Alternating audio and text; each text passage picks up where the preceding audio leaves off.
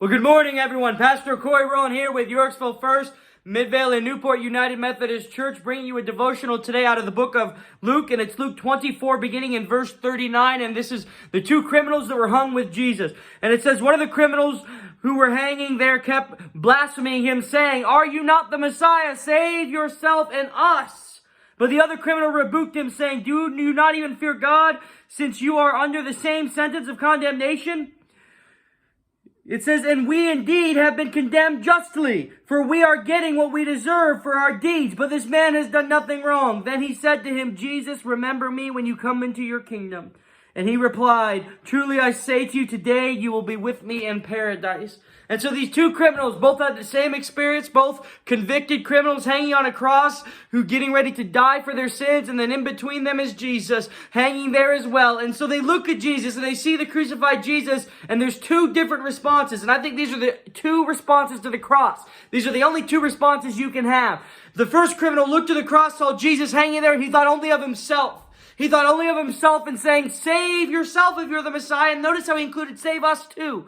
His thoughts were not on Jesus being the Messiah because he wanted forgiveness of sins. His thoughts were only that if Jesus is the Messiah, then he's come to do something for me, that he has some benefit for me. And if he does not benefit me, if there's nothing I can gain from this, if there's nothing that I desire from this, then there's no reason for me to serve him. So he looked at Jesus and thought only of himself. He says, if I can't live the life I want to live, if I can't do what I want to do, then why would I serve Jesus? There are many who respond this way to Jesus. They hear of him being the Messiah, but they do not want to follow his rules, do what he says. They want to live for themselves, and they become lost because of that thought.